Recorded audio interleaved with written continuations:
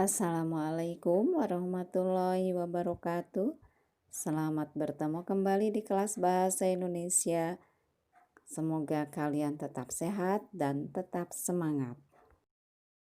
Hari ini kita akan membahas tentang struktur dan kebahasaan di dalam teks cerita fantasi. Sebelumnya Ibu sampaikan tujuan pembelajarannya, yaitu melalui pembelajaran daring, siswa diharapkan dapat menentukan struktur cerita fantasi, kemudian dapat menyimpulkan karakteristik bagian-bagian pada struktur cerita fantasi, dan yang ketiga bisa menelaah kebahasaan pada teks cerita fantasi. Pada pembahasan sebelumnya sudah kita bahas mengenai apa itu cerita fantasi. Sekarang kita akan membahas struktur cerita fantasi. Struktur cerita fantasi itu terdiri atas 3 bagian. Yang pertama orientasi, kedua komplikasi, dan yang ketiga resolusi. Yang dimaksud dengan orientasi yaitu pengenalan latar, tokoh, serta mulai munculnya ada konflik yang dapat dikembangkan dengan deskripsi latar, pengenalan tokoh, dan pengenalan konflik. Komplikasi itu berisi tentang hubungan sebab akibat munculnya suatu permasalahan hingga masalah memuncak, di mana komplikasi tersebut dikembangkan dengan cara pengenalan tokoh lain, mengubah latar, atau menembus ke zaman yang berbeda. Yang ketiga yaitu resolusi. Pada resolusi berisi tentang penyelesaian masalah dari konflik yang terjadi, di mana resolusi tersebut dikembangkan dengan cara lompatan waktu, penggunaan sebab akibat yang unik, serta dikembangkan dengan unsur kejutan. Berikutnya kebahasaan yang digunakan di dalam teks cerita fantasi. Pertama, adanya penggunaan kata ganti. Kedua, kata yang mencera panca indera untuk mendeskripsikan latar. Ketiga, pilihan kata dengan makna kias dan makna khusus, atau disebut juga perumpamaan.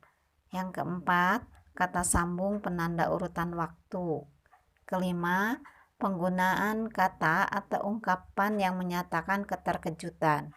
Dan keenam, penggunaan dialog atau kalimat langsung di dalam cerita. Yang digunakan dalam teks cerita fantasi diantaranya kata ganti orang. Kata ganti orang ada beberapa macam. Pertama, kata ganti orang pertama. Kata ganti orang pertama tunggal, misalnya aku, saya, beta, hamba. Sedangkan bila jamak atau banyak, itu kata ganti orang pertama jamak adalah kami, kita. Kemudian kata ganti orang kedua tunggal, engkau, anda, kamu, kau. Bila jamak itu kalian, kamu sekalian. Dan jenis kata ganti orang ketiga. Orang ketiga tunggal, misalnya dia, beliau, ia. Dan bila jamak itu mereka. Ciri kebahasaan yang kedua yaitu kata yang mencera panca indera untuk mendeskripsikan latar. Yang dimaksud mencera panca indera yaitu bisa ditanggapi oleh panca indera.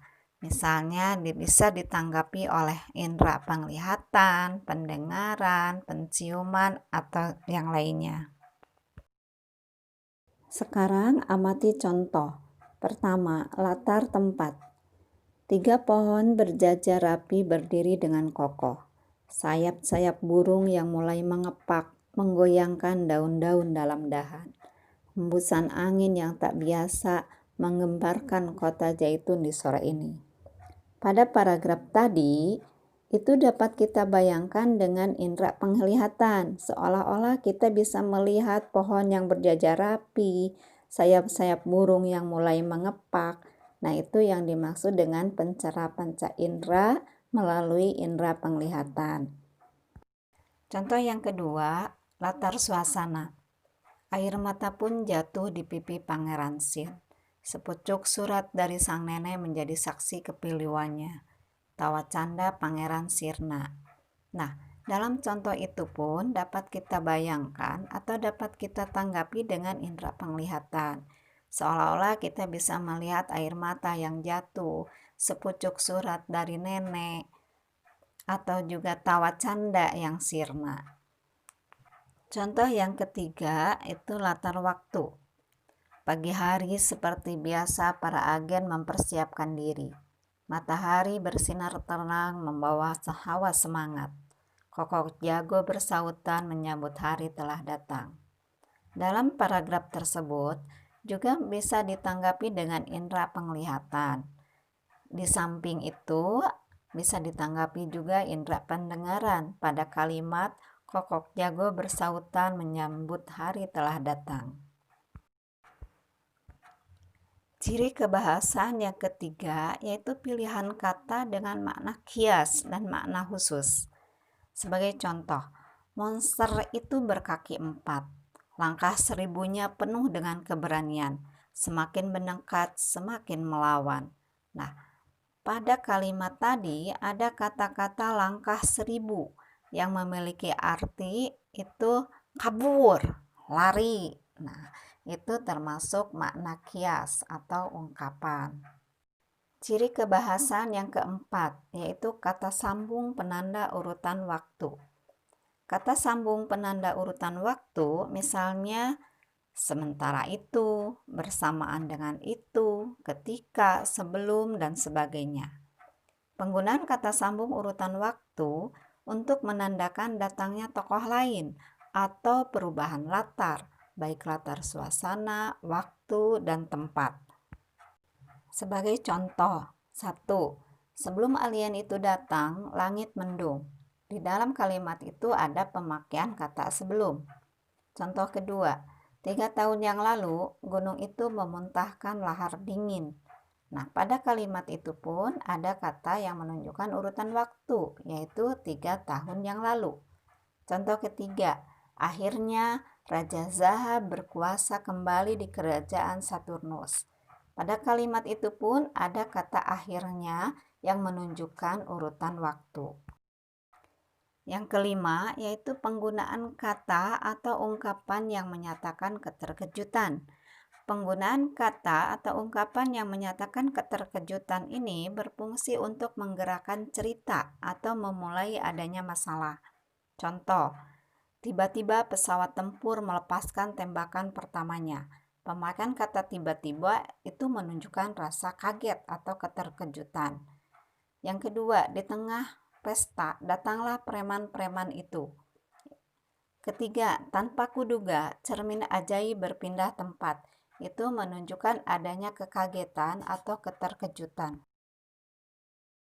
Ciri kebahasan yang keenam yaitu penggunaan dialog atau kalimat langsung dalam cerita. Misalnya, berlarilah Natako, monster itu mengejarmu, teriak ninja Kusuke dengan kecemasan. Natako pun berlari sekuat tenaganya.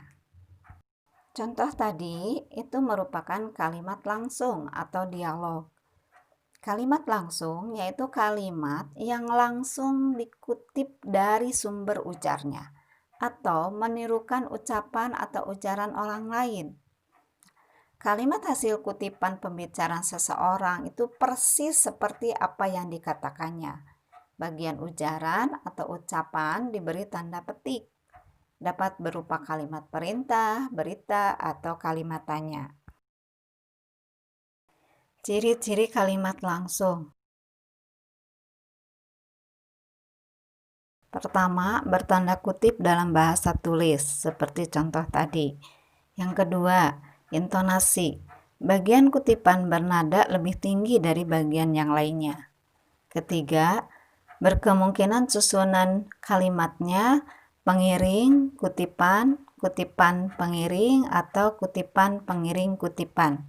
Yang dimaksud dengan pengiring itu bagian yang memberikan penjelasan siapa yang berbicara, kemudian kutipan itu yang diucapkannya atau yang kita kutip dari ujaran tersebut.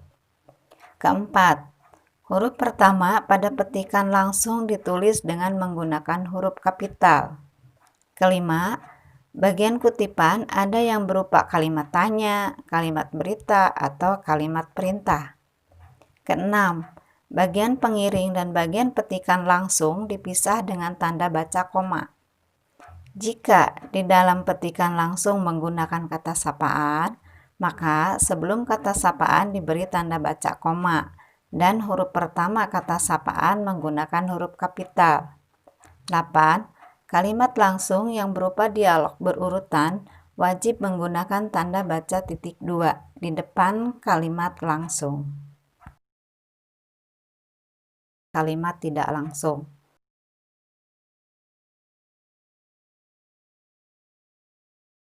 Selain pemakaian kalimat langsung, bisa juga dengan menggunakan kalimat tidak langsung. Apa itu kalimat tidak langsung? Kalimat tidak langsung adalah kalimat yang digunakan untuk menyampaikan atau disebut sebagai melaporkan kembali ucapan orang lain, yaitu dengan cara yang tidak langsung atau tidak menggunakan tanda petik.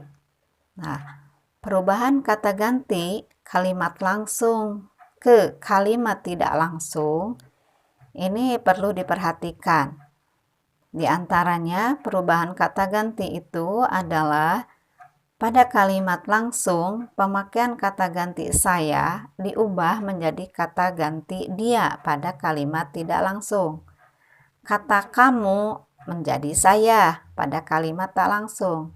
Di dalam kalimat langsung, kata kalian diubah menjadi kata ganti kami pada kalimat tidak langsung. Begitu juga kami dalam kalimat langsung diubah menjadi mereka dalam kalimat tak langsung, dan kita pada kalimat langsung diubah menjadi kami dalam kalimat tidak langsung. Itu perubahan kata ganti saat kita mengubah kalimat langsung menjadi kalimat tidak langsung atau sebaliknya. Perhatikan contoh. Contoh kalimat langsung. Ibu berkata, bukumu ada di atas meja. Nah, ibu berkata itu termasuk bagian pengiring. Bukumu ada di atas meja, itu bagian kutipan yang diucapkan oleh ibu. Itu namanya kutipan. Dalam penulisan, dipisahkan antara pengiring dengan kutipan, yaitu dengan tanda koma. Dan awal kutipan itu dengan diberi tanda petik, serta diawali dengan huruf kapital. Dan akhir kutipan juga diberi tanda kutip. Bila kalimat itu kalimat berita, maka gunakan tanda titik di akhir kalimat. Kalau perintah tentu tanda seru.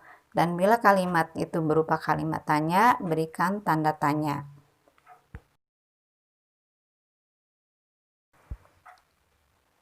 Bila contoh tadi kita ubah menjadi kalimat tidak langsung, bisa menjadi ibu mengatakan bahwa bukuku ada di atas meja.